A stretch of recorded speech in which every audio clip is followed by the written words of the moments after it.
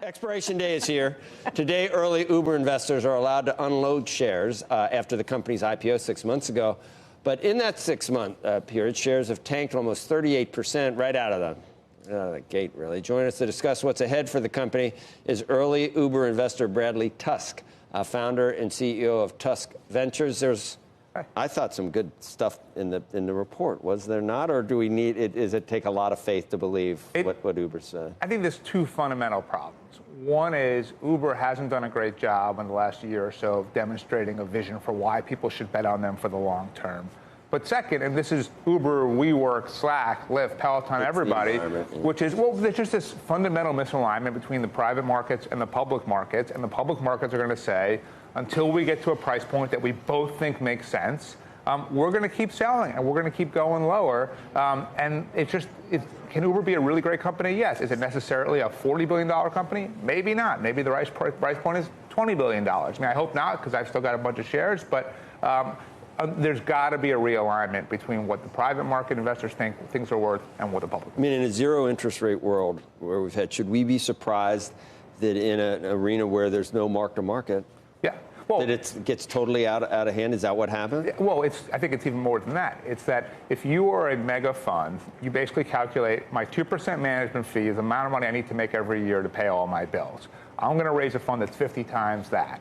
That means people have these giant funds. They're just too big. And to deploy the capital, they have to deploy them at really high valuations. And so the wrong incentives are driving the prices and driving the valuations. And when it gets to the public market, public investors saying, this is not my problem. Like, I don't care. Why is this exercise bike startup worth $6 or $8 billion?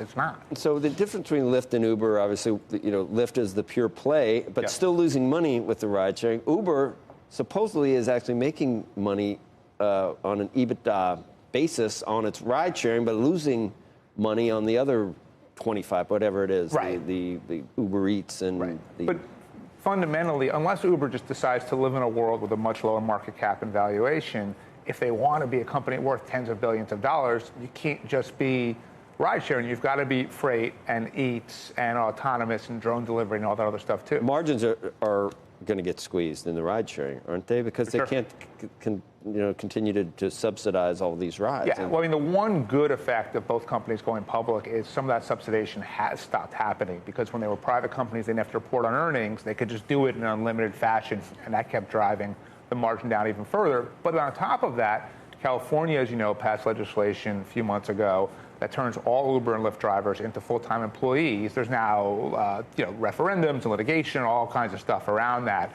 so it hasn't fully taken effect yet. But that's going to meaningfully impact the margin as well if other states follow suit, and you see states like New York and New Jersey already doing so. Bradley, I saw something that was written today saying that these companies are battling for the prime markets, which is the urban markets where you can make a lot more money, that nobody really wants to push into the suburbs because it's just not as profitable. Is that the case? Yeah, I mean, I think fundamentally, if you ask any, we all get Ubers or Lyfts, and when you ask the driver, they will tell you it's a hard job, right? And you need a lot of volume to make it work. And if you're sitting on the sidelines a lot, whether it's in a suburban town or in the parking lot of an airport, the math doesn't really work. Today is the expiration of lockups, and from just according to the prospectus, there's about 545 million shares that had been purchased before the IPO that are now underwater. You were a really early investor, so I'm guessing you're not underwater. Not at all. But are you going to sell today? I'm going to sell some today, although a little less than I anticipated, based on what happens. The price came down. But what's really surprising to me is I sold about 2/3 of my shares to SoftBank when they did the tender offer about 20 months ago. I thought I was selling at a discount. Turns out I was selling at a premium. So, are you worried at all about the fact that Uber was a great business model when unemployment was an issue, and now that the labor market is getting really tight, these people can actually get full-time jobs, so the Uber value proposition for a driver becomes less and less attractive? Yeah, I mean, I think that is true, except for the fact that the way people work has changed more fundamentally than just purely the supply and demand of the market itself, right? I think there are people who want to work in a different fashion. Right. So there's still a fairly decent supply of Uber drivers, but there has to be enough demand to make it worth their while. And the combination of legislation making the drivers full-time employees and less subsidization and everything else drives up the cost, that drives down usage, drives down demand. So it's, there's a virtuous cycle that everyone likes to use in tech to talk about how things work together for good, but it also works in reverse. Right, absolutely. So as an early investor, you're not concerned? You feeling good, right, for Uber? Anyone else? When it was $50 million, sure, I'm very happy. Anyone else going to sell with the lockup? Yeah, I think a lot of the employees, keep in mind, if you started working at Uber in 2009, 2010, you've been rich on paper for a decade and really not had that much actual cash that entire time. But you probably took advantage of the SoftBank tender offer about 2 years ago, but more or less, you've been waiting for this day for a decade, and a lot of people are saying, I've got to make the mortgage payment, or I just wonder whether they're unloading it to bag holders or whether they're the ones that are wrong in cashing out when they should be buying. Yeah, I mean, I don't know about buying, but I think if you're in a position where you don't have to sell, you're going to hold a lot more. I don't have to sell. So you're not bullish at all on this for a couple of years. I think that until they hit profitability, the market's not going to give them.